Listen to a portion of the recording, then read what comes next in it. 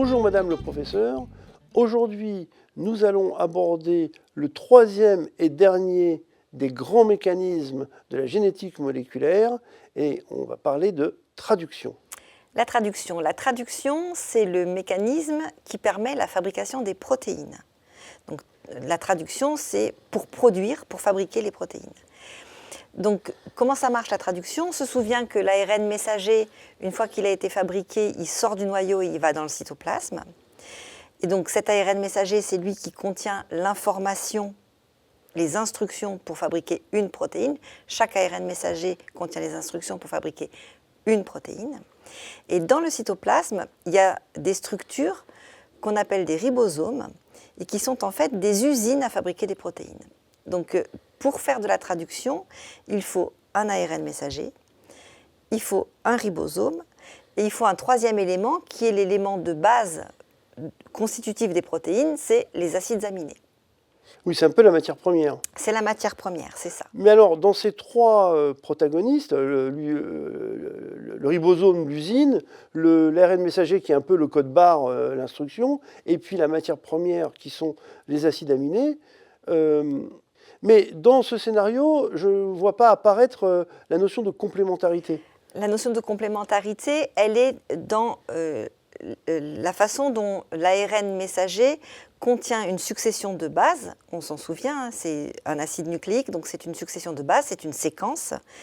Cette séquence, elle est lue par le ribosome en prenant les bases 3 par 3, qu'on appelle les codons. Et il faut se référer à la capsule code génétique. Le ribosome, il est capable de convertir un codon, donc un groupe de 3 bases, et de savoir quel acide aminé correspond à ce groupe de 3 bases. Où intervient la complémentarité? C'est que les acides aminés, ils n'arrivent pas tout seuls, ils ne flottent pas comme ça tout seuls dans le ribosome. Ils sont attachés eux-mêmes à un petit ARN qu'on appelle un ARN de transfert. Et dans l'ARN de transfert, c'est un autre ARN qui est différent de l'ARN messager. Et dans l'ARN de transfert, donc d'un côté, il y a l'acide aminé, et de l'autre côté, il y a une petite séquence de 3 bases qu'on appelle l'anticodon, et qui est complémentaire du codon. Et donc, dans le ribosome, sur le codon vient s'installer l'anticodon, et à l'autre bout, il y a l'acide aminé. Sur le codon d'à côté, vient s'installer un deuxième ARN de transfert, via l'anticodon, avec un deuxième acide aminé. Et le ribosome attache les deux acides aminés l'un avec l'autre.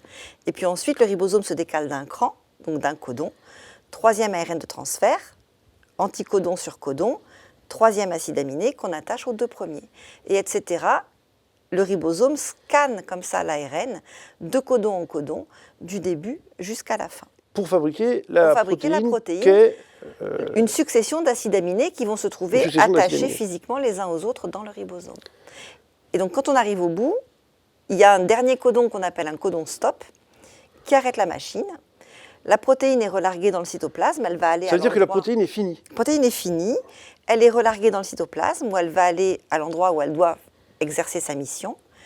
Et puis l'ARN messager peut être à nouveau traduit par d'autres ribosomes et le ribosome peut être recyclé sur d'autres ARN messagers.